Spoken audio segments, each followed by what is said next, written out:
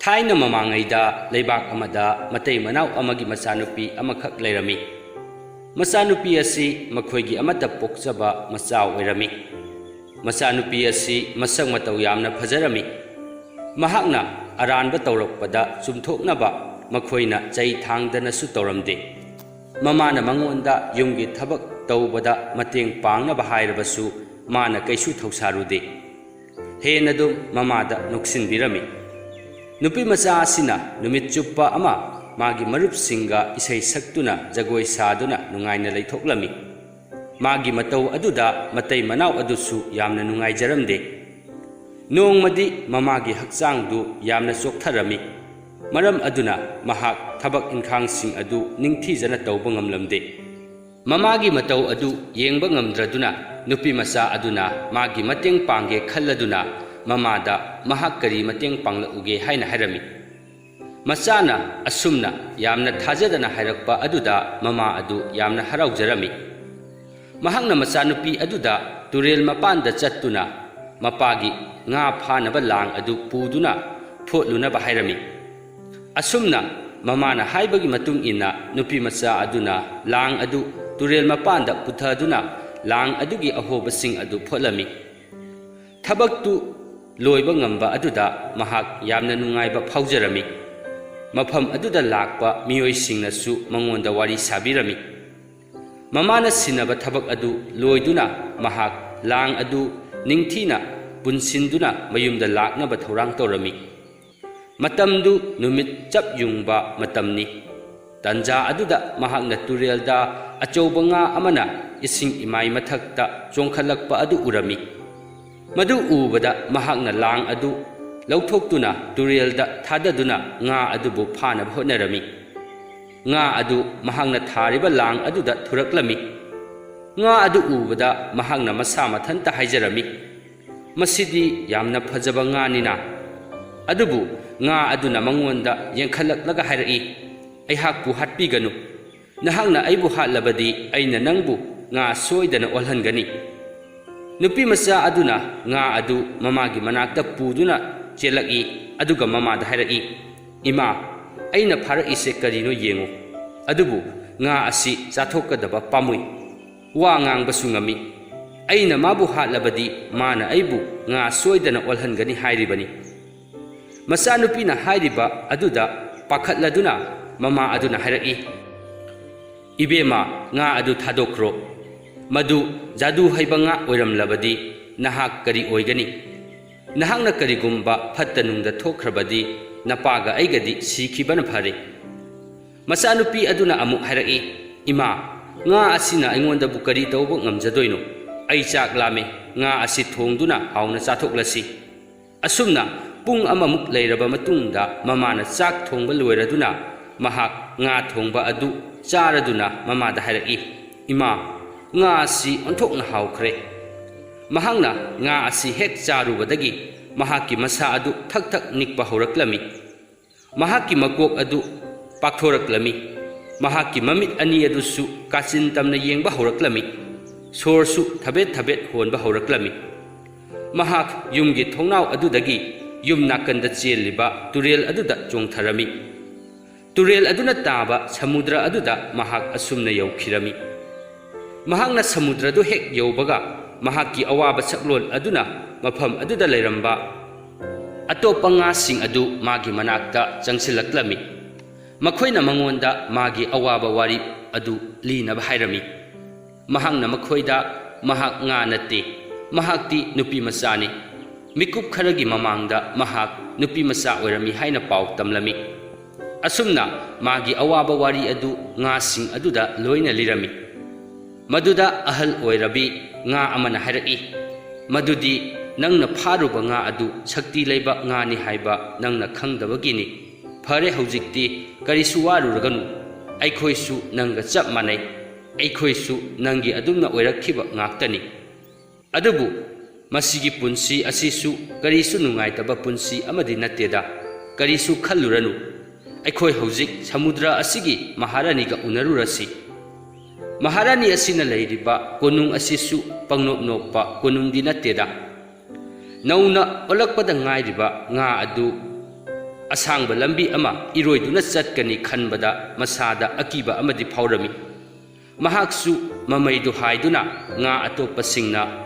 hairiba aduda yarami asumna nga cha kaya maharani adugi manakta chatlami nga aduna samudragi ising manungda yengtharubada fajaraba drisya kaya urami masu kayagi pambi kaya su ising manung aduda hoba thengnarami mahangna makha tana munna yengsilubadadi samudra manung aduda angakpa kaya amasu urami samudragi laimaida sana lupa manimukta mamal yamlaba nung kayana taduna lairamba adu thengnarami mi asibagi saruna taduna laibasu urami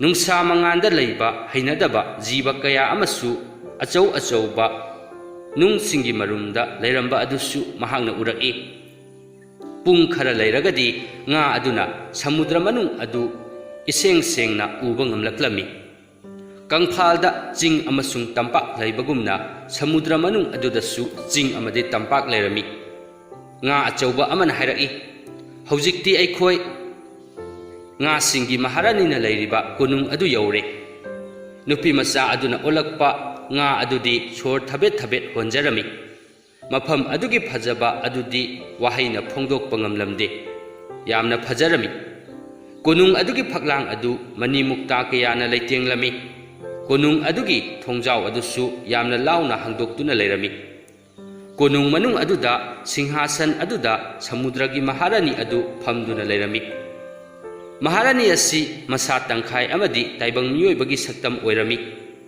maharani asina apikpa nga nupi aduda hairaki nahakti kanano mafam kadaidagi lakpano atopa nga sing aduna nga masa adubu mayam mamangda inthoraki aduga magi wari adu maharani aduda libirami wari adu taraba matungda maharani aduna hairaki aisu matam amada nangumna nupi masa ama oirami aigi ipa adu achauba laibak amagi ningthauni aigi damak bor amasu thibirami aigi luhongba numitta aigi imana aigi kokta luhup upirami aduga luhup asina aigi kokta upliba makhai aihak maharani oiduna laigani haina takpirami tha kaya amadi aihak yamna nungaina lairami aigi ichanupa amasu phangjarami adubu nongma ayuk amadi aina leikolda chatlingaida hingchaba ama laktuna aigi luhup adu munkhirami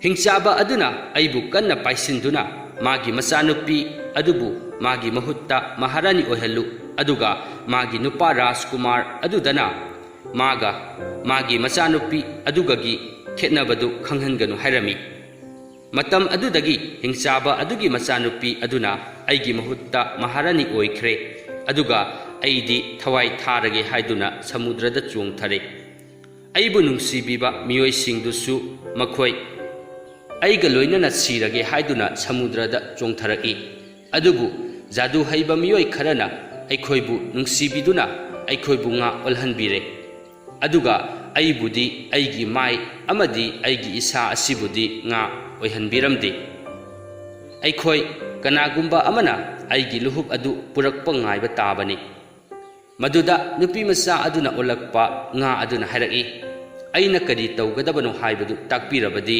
aina luhup adu soidana purakpa ngamgani maharani aduna hairaki hoi ai nangna kari tawgadabano haibadu taklagi ngaihak tumina leiraga maharani aduna makha taraki nangna aina haibadu illabadi nahak karisu khudong thiba nangloi ahanbada nahak kangphalda amuk hangadabani aduga awangba ching ama kagadabani chingjaw aduda kunung saduna hingchaba adu laibani nahangna mafam aduda hingchaba aduna kaptuna leiramba thengnagani hingchaba adugi machanupi adugi mapuroiba adu mahangna sa tanba chatkhringaida mahagi machanupi adu sikhre machanupi aduna siramdaida magi luhup adu mapada tharakre adubu nahak yamna cheksinna chatlu maramdi hingchaba aduna nahakpu ukhrabadi nahakpu soidana hatpikhigani maram aduna aina nangbu sakti ama pigani hairiba sakti asigi matengna nahangna oningba jiba ama hekta onba ngamgani Nahakna nanggi laibakta nakhutna thau aduga nangna oningliba jiba adu hayu. Asumna apikpa nga nupi aduna maharani aduda bidai piramlaga mahak samudra khongbal tamna laklami. Mahakna samudra khongbal yaurakpada magi mamai aduna magi laibak aduda tharami aduga saji olo haina hairami. Khudak aduda magi ngagi saktam adu mangkhiduna mahak masak matau fajaraba saji amada olaklami. Asumna mahak saji onduna kanna chenduna chatlami. Lambida lairamba turel kaya khudong thiba kaya fauduna chatlami. Somdana umang amada ningthau adugi masanupa Rajkumar aduna ayuk anganbadagi sa tanba adu sa amata phaba ngamlamde. Mahangna u amagi makhada pothaduna leiringaida saji aduna magi mamang aduda samduna chatkhiba adu uhorami. Khudak aduda mahakna magi sagol aduda tongkhattuna nungsit kumna yangna thauduna saji adugu tanarami. Mahakti umang adugi lambising adu loina khanglabanina mahangna saji adugu pharami. Mamitta mapi taraduna saji aduna Rajkumar aduda hairaki. Aibu chanbiduna amukta thadokpiyu, aibu hatpiganu. Maramdi aihak thabak kaya ama pangthokkadaba watli, amadi kaya ama chatkadabasu watli. Saji amana miyoibagi khonjelda hairakpa aduda Rajkumar adu ngakpana kham thenglami. Mahangna saji adubu thadokpirami. Saji adu yamna yangna mafam adu thadoktuna chenkhirami. Rajkumar aduna sagol thauna thauna khalli. Saji asi achamba saji amadi natte. Saji asi laisabi aman onba soidana oigani. Ai ma nattana kanagumba amaga luhonglaroi. Asukna Rajkumar adusu konungda sagol thauduna hankhirami. Asomda saji adusu hingchaba aduna lairiba konung adu yauraklami. Konung adu wanglaba phaklangna khaduna lairami. Handakti mahak kakching amada onduna konung adubu koisiliba wanglaba phaklang adu karami. Mahak yamna yangna yamna thuna phaklang aduda karami. Mahakki hakchang aduga yenglurabadi phaklang adu mail kaya oigani. Adubu mahakna atienba matamgi manungda mahakna phaklang adubu karami. Phaklang adugi matun adu yauraba matungda mahakna konung adugi sumang aduda kumtharami aduga kari thausigge haina khalami. Mahangna asum yenglakpada konung adugi atopa nakal amada leiba phaklang amada achauba upambi ama hauba urami. Upambi adugi masa adu konung adugi thongnau amagi manakta yaurami. Madu uraduna kakcheng aduna mahak yong olo haina haijaduna mahak yong amuk olami. Yong aduna upambi aduda khonglei thuna kakhattuna upambi adugi masadagi konung adugi thongnau aduda changlami. Hingchaba adu nakhoktuna tumduna leiramba adu mahangna thengnarami. Mahangna khalami karigumba mana aibu ukhrabadi mahak pakhatpana sikhibasu yai adu oirabadi luhup adu phangdabasu yai. Maram aduna aihak atopa upai ama thidaba yade. Asumna khalladuna mahak tenawa ama amuk olami. Tenawa aduna hingchaba adugi masa aduda chongduna sanaduna hingchaba adubu haudoklami. Hingchaba adu masadu tingthoktuna hakam chanduna hogalaklami. Tanja aduda tenawa adu mahak luhup adu lawba lakpani. Haujikti masanupi adu sikhrabανina luhup adu mangonda piro haina hairami. Wafam adu tabada hingchaba adu yamna sauna lawraklami aduga tenawa adubu phaduna mangak leikhaige tawraklami. Tanja aduda tenawa aduna khonglei thuna paithoktuna hingchaba adugi maningda leirami aduga hingchaba aduda tapthanaba hairami. Mahak halaga karisu kanaba purakloi hairami. Hingchaba aduna hairaki madusu chumi aduga aisu apangba midi natte. Aina nangonda karigi luhup asi pigadawribano. Luhup asigi mahutta aina kari phangani.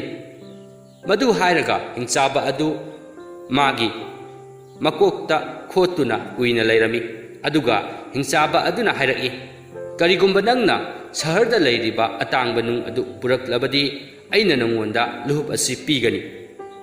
Tenawa asina angang oiringaida atangba nung asigi maramda takre. Nung asidi awangba yum amada naptuna laybani. Nung asi lawthokpadi awaba thabak amadi oigani. Adubu mahak upay ama natraga ama tawduna mahak nung adu lawdaba yade khalami. Asumna mahak hingchaba aduda makok nolamlaga mafam adudagi khara chatlaga mahak langja amada olami. Mahakna sahar tana paiduna nung aduna numitki mangalda ingan ngana layriba adu urami. Mahakna nung aduna layriba mafam aduda paitharakduna nung adu machinna handuna lawthoklami aduga nung adu lang amada punchinduna lik oina semduna puraklaga hingchaba aduda pinaba tawrami. Mahakna hingchaba adugi manakta yaudringaida mahak tenawa amuk onthoklami. Ngaihak layragadi mahak hingchaba adugi mamangda leplami aduga hairai se nangna pamba atangba nung adu sida layre. Madu ubada hingchaba adu mamit langkhalaklami adubu luhup adudi mahakna irai laina pithoke khalamde. Maram aduna mahakna usek aduda amuk hairai nangna purakliba nung asi sangbanaba masu kaya watli aduna aigi luhup asi lawge hairabadi karigumba masiga sanaba pochak amaga onagadabani. Karigumba nangna pochak adu piba ngamdrabadi nahak luhup adu lawba ngamloi. Maduda nattana nahaki thawai adu su mangani. Madudi kari pochakno haina tenawa aduna hanglaki. Maduda hingchaba aduna khumlaki. Aigi luhup asiga onagi hairabadi thawan michaki luhup ama purau. Tenawa aduna kunung adugi mapan thoraklaga masa adu hangoi borabi ama amuk olami aduga thawan michaki luhup adu thiba chatlami. Mahakna yamna lapna chatringaida aruba ising layba pukri ama thengnarami. Hairiba pukri asigi ising asida thawan michaksingi mami sengna taba adu urami. Thawan michaksing adu yengbada tasengba malami. Mahakna pukri adudagi ising khara khaw amada haptuna puraklaga halaklami.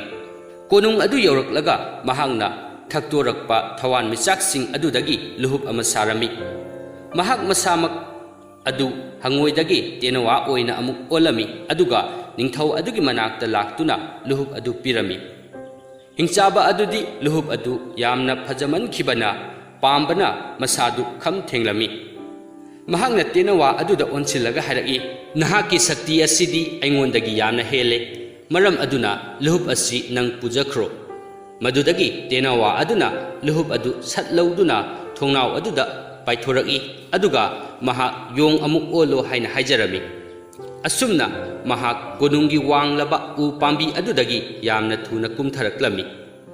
Konunggi sumang adu hek yaubaga mahangna masa adu amuk kaksingda amuk olami. Adudagi konunggi akoibada khajilliba phaglang aduda amuk kakhattuna konung adudagi mapan hek thorakpaga mahak sajida amuk olami. Asumna mahak yamna thuna chenduna lakpana samudra khongbal amuk yauraklami. Adudagi mahakna aroiba oina nga olo haina hairami. Asumna mahak nga amuk onduna samudra manungda mahakpu ngaiduna lairiba maharani amadi atopa ngasing adugi manakta laklami. Asomdana samudra manung aduda ngasing aduna mahak halakani haibagi thajaba adu mangkhirami. Nga mayam adugi maraktagi amana hairaki ay mafam asida nga adu halakpa ngaiba ware ay su kangphalda kari thoklibage haibadu khangningle. Nga aduna mafam asi thadoktuna chatkhiba adu tha kaya pharamlagani. Atopa nga amana amuk hairaki mahakna pangthokkadawriba thabak adu yamna luba thabakni. Hingchaba aduna mahakpu soidana halamlagani. Madu natrabadi mahak ngahana halaklagadabani. Asumna makhoi masen ngangnaringaida nga amana arapada makhoi tamna arapada lakliba asi karino haina haraklami. Madu tabada maharani adu phamlambadagi haugalaki. Mafam adu pumchik chiklami. Asumna nga aduna luhup adu puduna laklami aduga maharani aduda pirami. Maharani aduna luhup adu lauraga magi makok aduda ublami. Adudagi angakpa thaudok ama thoklami. Maharani adugi ngagi mamai adu kien khirami aduga madugi mahutta yamna phajaba khong ani khak thindoraklami. aduga magi manaising adusu ngagi maku adu loina kenkhiduna nupi amuk olaklami makhoi masen amaga yamna ngakna yengnarami luhup lauruba nga adusu nupi masa olaklami mahakna mayamdugi marakta ifa phajarami makhoi mangonda makhoibu mi amuk alhanbibagi thagatpa phongdoklami asumna makhoi pumnamak samudradagi kangphalda karaklami aduga maharani adugi konung aduda chatlami maharani adugi mapuroiba adudi siduna leiramle magi mahutta magi machanupa Rajkumar aduna ningthau oiduna leiramle Rajkumar adusu matam kuirabagi tungda mamabu ujaba aduda yamna haraujarami adubu Rajkumar adugi maithongda tariba awabagi saktam adudi irai laina khanglami maram aduna mahangna machanupa adubu laikolda puthoklami aduga mahangna thawai wariba adu karigino haina hanglami